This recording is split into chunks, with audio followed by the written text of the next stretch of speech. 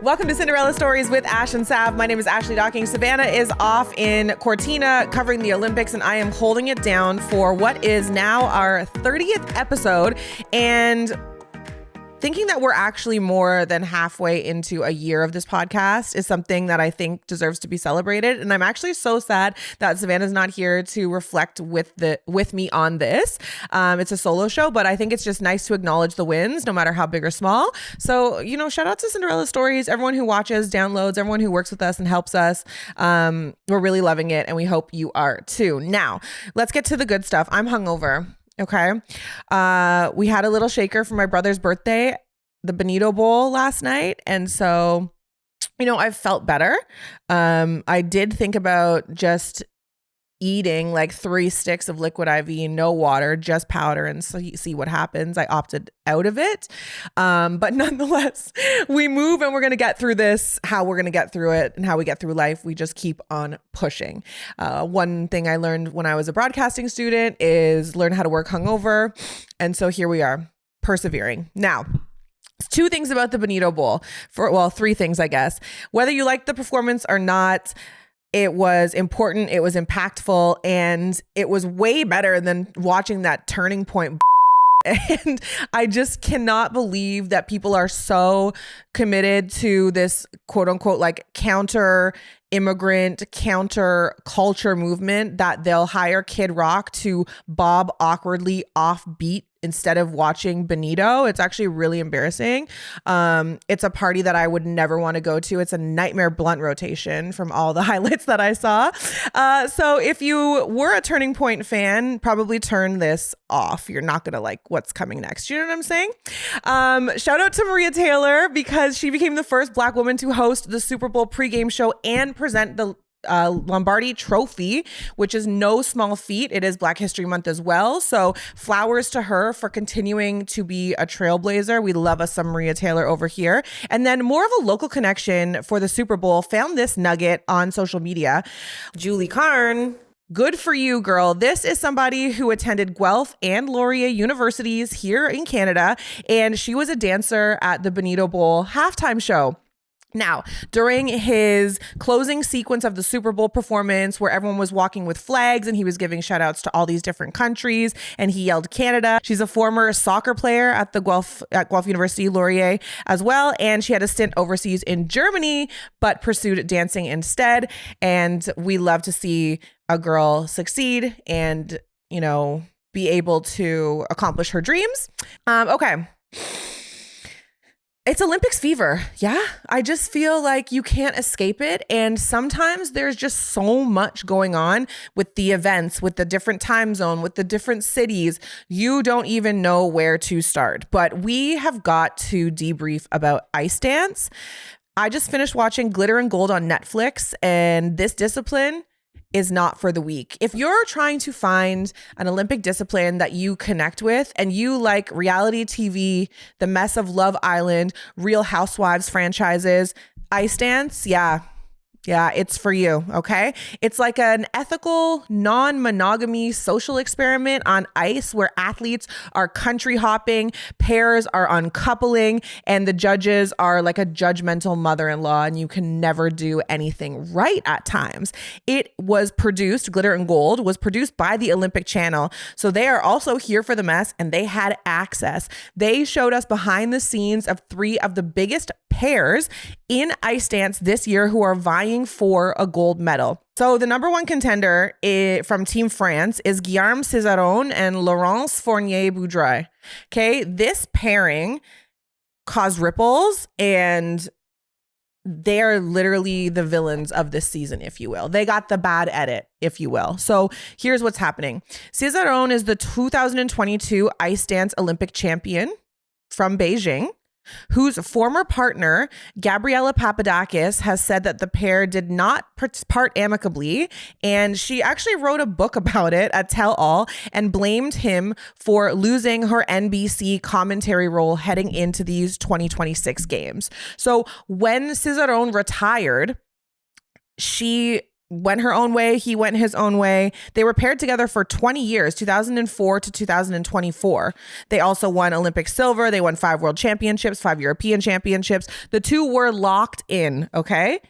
And then he's just like, yeah, I'm retiring. I'm not really feeling it anymore. Like, we've accomplished so much. Let's just move on. From his side, it was amicable. Her tell-all book paints him as controlling, a diva. She said by the end of the partnership, she was scared to be alone with him on the ice, that she wouldn't go and practice with him unless a coach was around as well, which are, obviously very serious allegations. And so NBC says, we respect Gabriella's right to tell the story of her life and career. At the same time, her new book creates a clear conflict of interest. And it's our responsibility to deliver coverage that our audience can trust to be free of bias, whether it's actual or perceived. And we regret that it is no longer possible given the circumstances. And shout out to Gabriella, because she was very honest. She's like, I am not dealing with this well. I've cried a lot. Like, it's been really tough. I was super disappointed because I was just beginning the career that I wanted as a commentator. And now she's out. So Cizeron, he retires, but then he finds out that Laurence needs a new partner. And the reason Laurence needs a new partner, by the way, she's Canadian and she got her French citizenship like 3 months before the Olympics. That's what I'm talking about. Country hopping. It happens all the time. Take a look at the Spanish team. Sorry about that. That was unnecessarily aggressive. But so the reason Laurence needed a new partner is because her ex-partner and current boyfriend was accused of sexual assault in Connecticut in 2012. The victim in the situation, a figure skating coach and former skater from the US team, filed a complaint that resulted in him getting a 6-year ban from the sport from an organization called the Office of Sport Integrity Commission. That was October 2024, and it was for sexual maltreatment. However, his name is Nicolas Sorensen, by the way. Sorensen's suspension was ultimately overturned by a Canadian arbitrator for jurisdictional reasons. So essentially, he got off on a technicality because the Sport Dispute Resolution Center of Canada determined that the OSIC incorrectly assumed that they had jurisdiction to investigate and pass down a sentence. So basically, he got punished because the investigation deemed that he needed to be suspended for what did they say? They investigated and determined that he needed to be suspended for 6 years minimum for sexual maltreatment. And on appeal, they're like, well, actually, you don't have the authority to suspend him because when the alleged assault happened, he was actually representing a different country. He wasn't representing Canada. He was skating for Denmark. Therefore, this now defunct OSIC, they had no business even getting involved. Okay? I know. Exactly. Anyway, so now Laurence, her boyfriend, is under fire. Personally, professionally, in the public eye, in the court of law, all across the board. So they can't skate together anymore. And she says, well, I don't want my Olympic dream dashed because you're in this hot water, even though I believe you and I'm a stick beside him. Basically what she said. Yeah, look at the screen. That's your man. And I'm a stick beside him. So enter Cizeron, and they were best friends growing up. They trained together. He says, I need a partner. I'm getting the itch again. I want to compete. She says, I need a partner because while my man's at home, we were partnered for 13 years. We can't dance together on the ice anymore. Let's link up. So those two will skate their free program to Madonna's Vogue, or their short program, to Madonna's Vogue. Guys, that's just the first pairing. That's France. Now enter Canada. And the Canadian team, Piper Gillis and Paul Poirier, are like quirky best friends. That's kind of their vibe, okay? Think like Lily from Princess Diaries, minus being a and jealous and a hater, and Benji from Pitch Perfect. You know the magician? That's kind of like non-derogatory. That's just their vibe. They're eccentric. They're a little bit quirky, and it comes through in their skating style, excuse me. Sometimes they've been penalized by the judges because the judges don't really get it, but they continue, they move. They're 2-time world champion silver medalists. And they've been together since 2011. Now, Piper's mom had a battle with cancer. When they found the cancer, it was already like stage 3, 4, and I think stage 4 actually, because in the documentary Glitter and Gold, she said explicitly, when you discover cancer at that stage, you either have 5 days or like 2 months to live. Very, very scary stuff. So she had a battle with cancer and wasn't able to travel with the team to Pyeongchang to compete. She ended up passing away. Fast forward to 2022, Piper diagnosed with ovarian cancer. Like, when it rains, it pours, you know? This cancer affects so many people. So she was treated. She's doing better now. A year later, she was back on the ice. But it's always seems to be something with these two, and yet they move. And yet they persevere, and yet they press on. And it's apples to oranges, obviously, but Paul broke his ankle when they were competing to go to Sochi 2014, and they couldn't participate in that either. So it's like things just keep happening, and they keep having to find a way around it. January, they won their 5th Canadian National Skating Championship, and they set a new Canadian record with their score 231.05.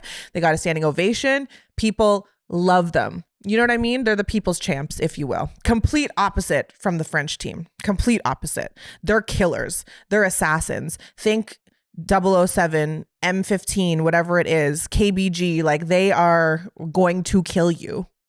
They want to win. And then there's Piper and Paul, and they're like, do. We want to win, but like, you know, we're here for vibes.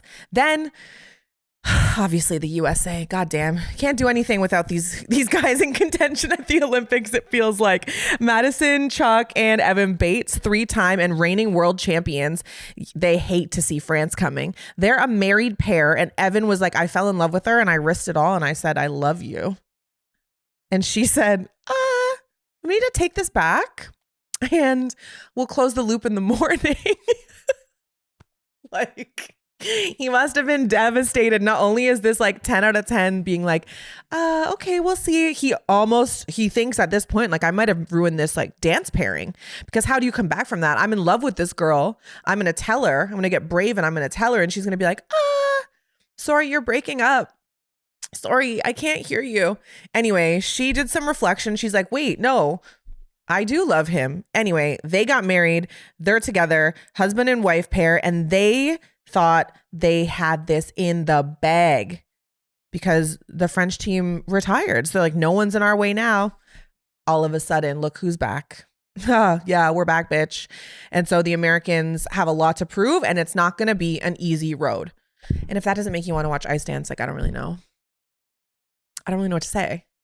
The drama, the pomp, the circumstances surrounding it. So we are going to be watching. We are going to be watching for sure. Backflips are back in the Olympics, and it's causing a stir. So American skater Ilia Malinin did a backflip in his program in the team figure skating competition. Team USA went on to win gold. Now, the reason that this is important is because it's brought up the history of backflips in figure skating in the Olympics specifically.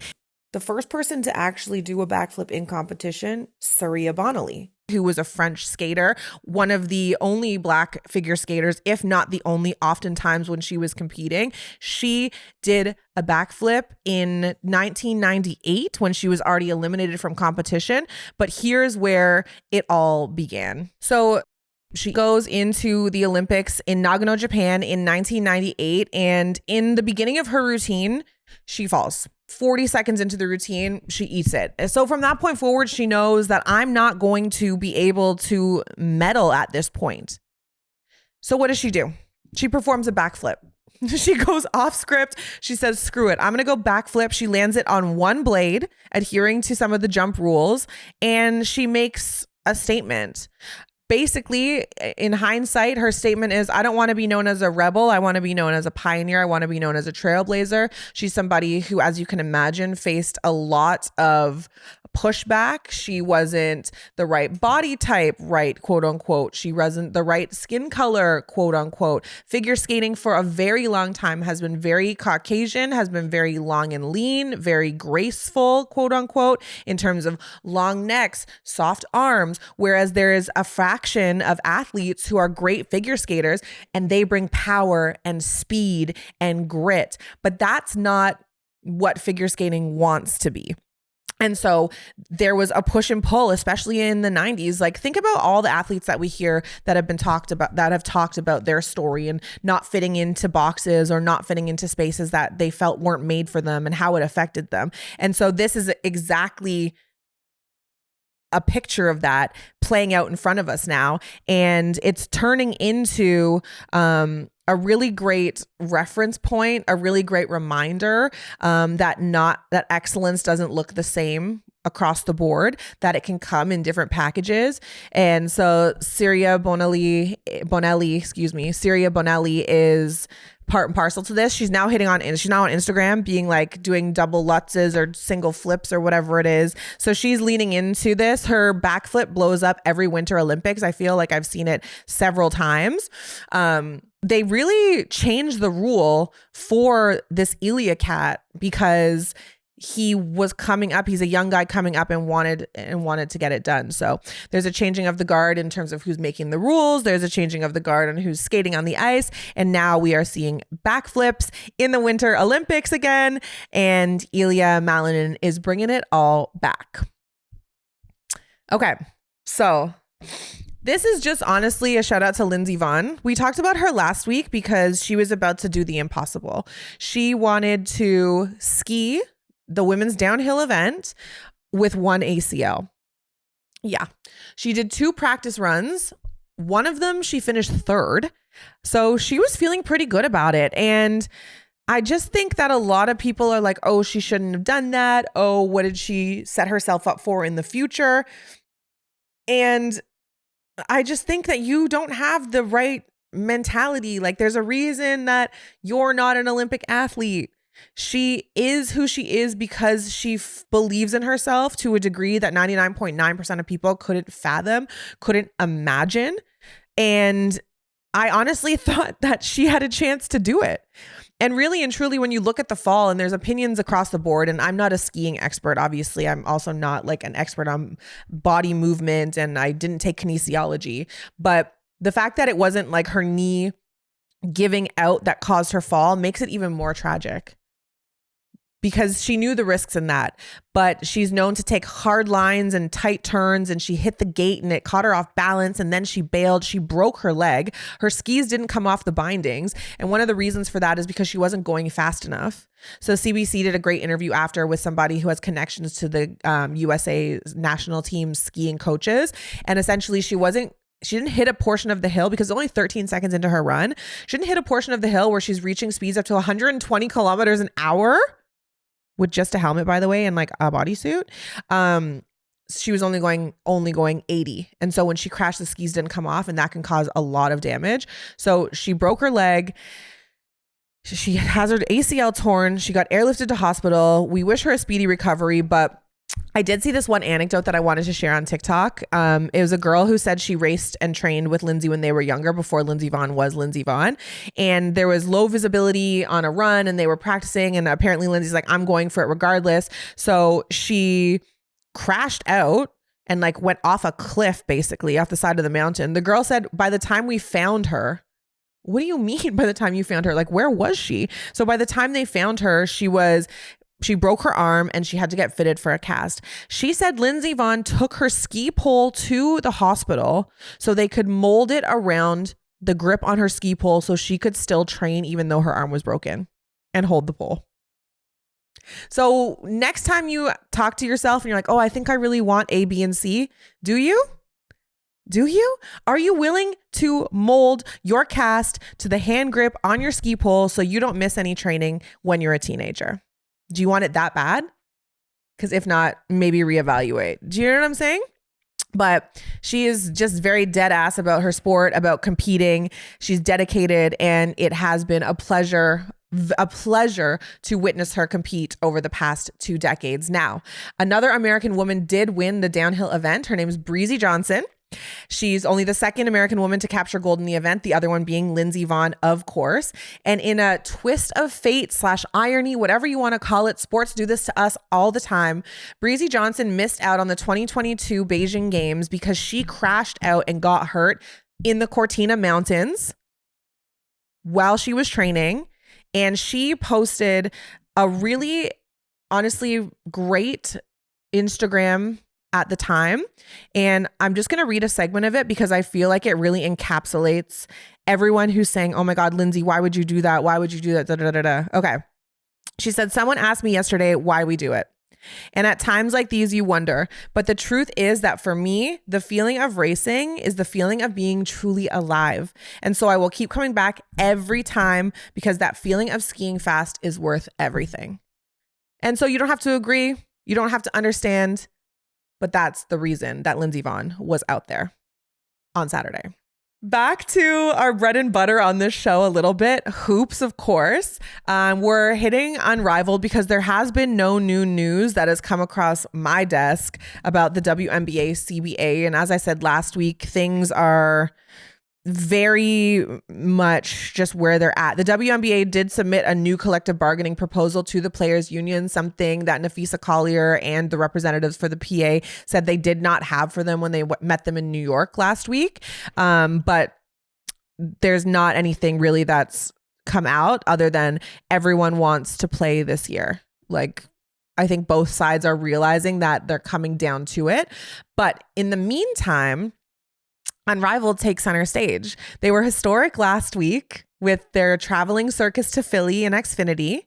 And now they are getting ready for their highly anticipated 1v1 in-season tournament. So the MMBA, buzzer, the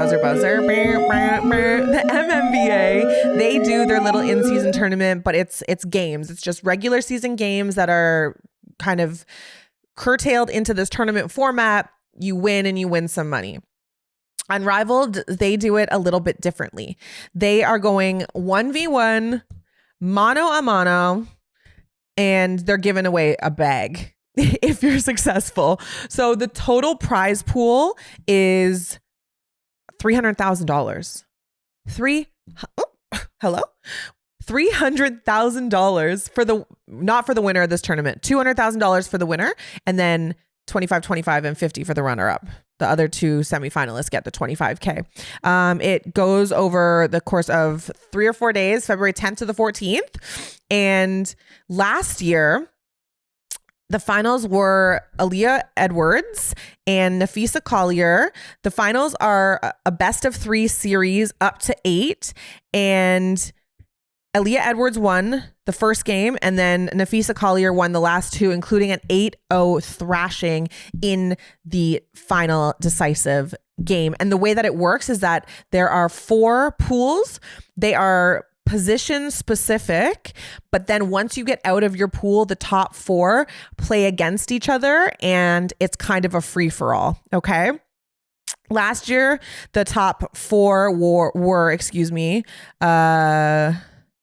Stevens, Collier, Edwards, Angubawale as well. And I heard a lot of people talking about how they liked Courtney Williams in this.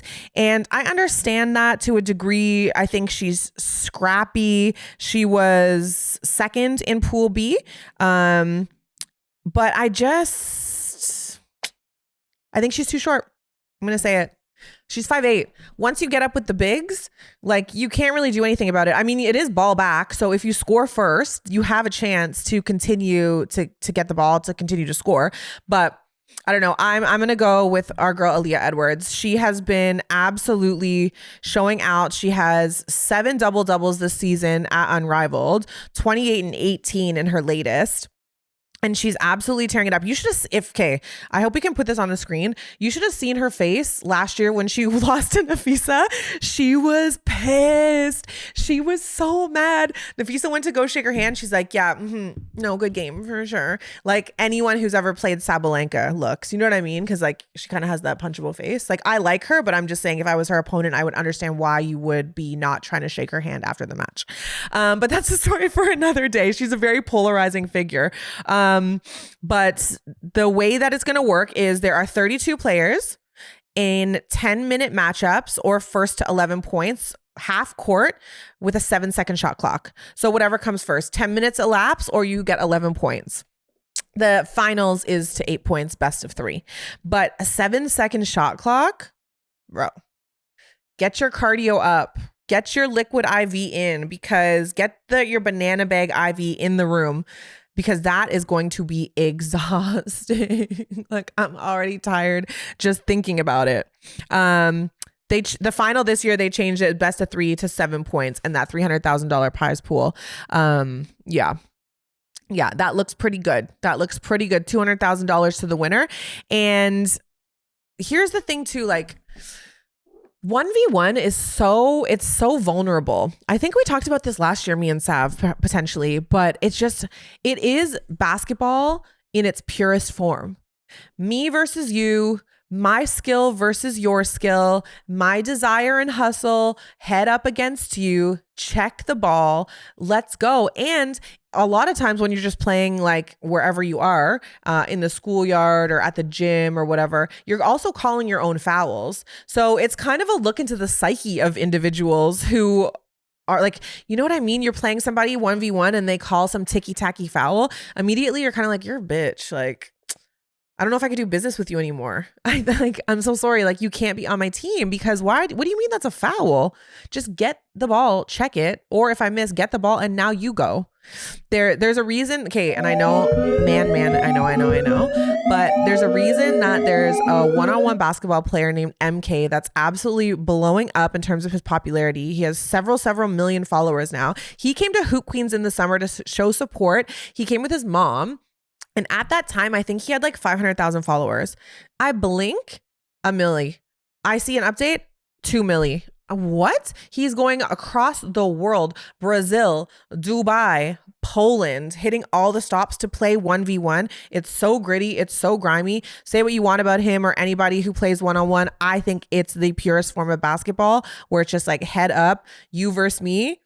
Let's go. So the 1v1 tournament for Unrivaled, we will be watching. I'm rolling with our girl, Ilia Edwards, and we'll debrief coming back next weekend after Valentine's Day. Now, changing gears a little bit, but staying in the same vein and staying with Unrivaled, because we will in fact be waiting to see if Rickea Jackson competes, because she is scheduled to be in the 1v1 tournament and be one of the 32 players with Unrivaled. But it was a really scary weekend for the budding WNBA star, and we saw an outpouring of love and support for Rickea Jackson this past weekend because her ex-boyfriend James Pierce Jr. was arrested and it involved intimate partner violence. Really scary stuff. We saw a video of him getting arrested and then more details came out. And essentially what happened is Pierce and Jackson went to college together. They went to Tennessee where they started dating. But they ended their relationship in September. Pierce wouldn't let it go, couldn't let it go, whatever the case may be. Jackson told police she blocked him. She didn't want to have any contact and it didn't work. She told police that James Jr. showed up at her apartment in his car and was continuing to contact her using different numbers. And then so on February 7th, she noticed his Lamborghini SUV following her. How scary is that? Like, holy f***. So she tried to get away. Which is scary enough, but she got caught up at a red light. He got out of the car and he attempted to get in the whip. Like he tried to open the door. So now she wants to drive to the police station to try and feel safe and get some help. He intentionally hits her car with his vehicle twice. He rear-ends her once, by all accounts in the report, and then he crashes into the front of her car so she cannot get to the police station. Thankfully, mercifully, the police came in time and he tried to escape on foot. That's when we saw all the videos that were circulating on social media that he was taken to the ground. And then he was booked on 2 counts of aggravated battery with a deadly weapon, the car, aggravated stalking, and then fleeing and eluding police. They set his bail to $20,000 and they issued a stay away order for Jackson. Oh my God, I just hate this so much. Like, it really, really, really breaks your heart for the athlete in this case, Jackson.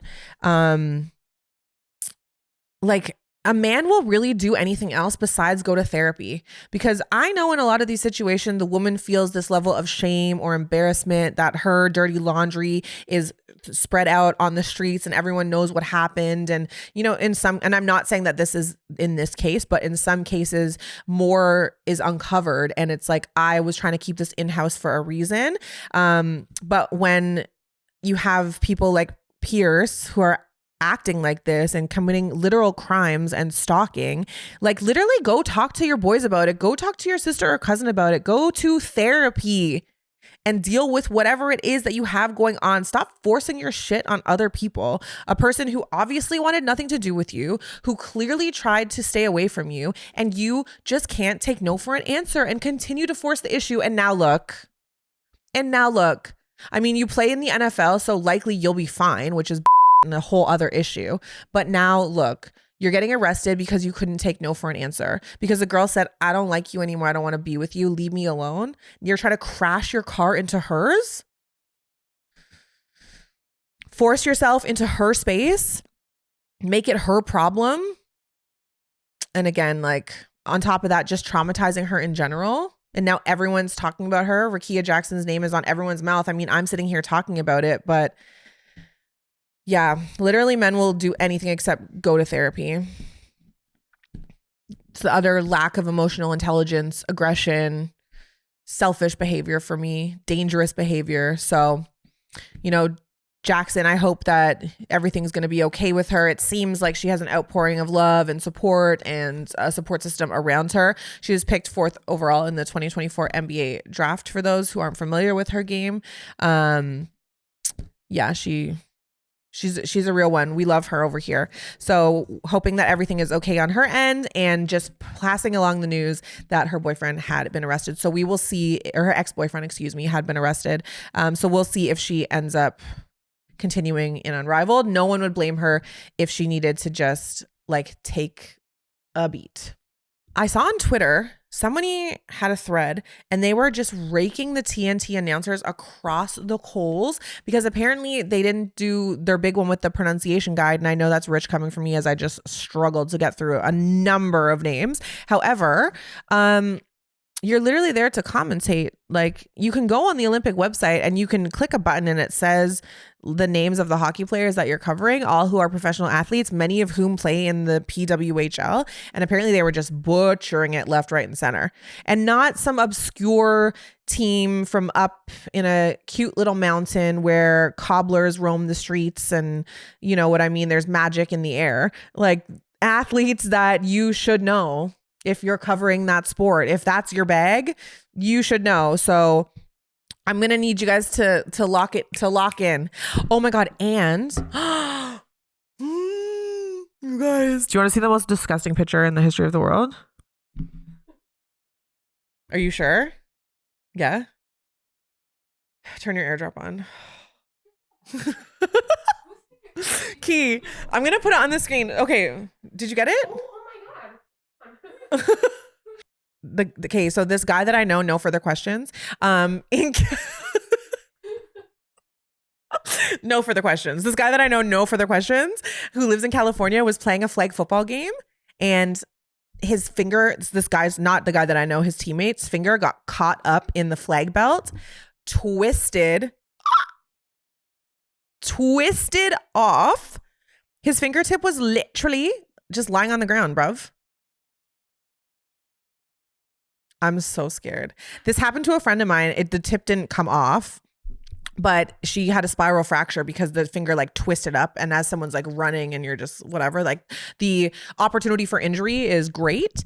And yeah, it's off. And they brought the nub back to the hospital on ice. Doctor said, no, we can't put it back on. Too much damage. And I know you don't even get a discount for manicures when you have one less nail. I know. Because sometimes when I go get a pedicure, I'm missing a toenail from sports and stuff. It's gross, but it's whatever. I'm an athlete. And it's the same price. It is the same price. So yeah. Like, I don't know what I would do.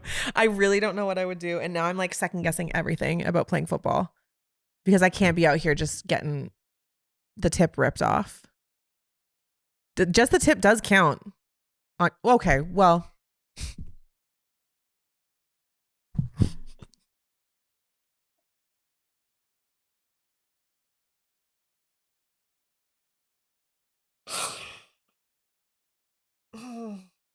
That was crazy. I am sweating. I didn't mean that like that. You guys are disgusting as well. Anyway, as a girl who likes to get her nails done, that would break my heart. It would really, really break my heart. Like at the end of the day, it's not the biggest deal in the world. Probably people wouldn't even notice on a day-to-day basis. But damn, that would be traumatizing. That would be very, very traumatizing. Okay, I think we covered it all. Olympics, gold medal, Lindsey Vonn, you're the best. Maria Taylor, icon. Messy ice dance. Yeah. Let's end on that note. Let's say goodbye on that note, shall we? This has been Cinderella Stories with Ash and Sav. I'm Ashley Docking. Thank you so much for tuning in. Hope you learned something. Hope you had a laugh and hope you'll be back next week for our 31st episode. Bye.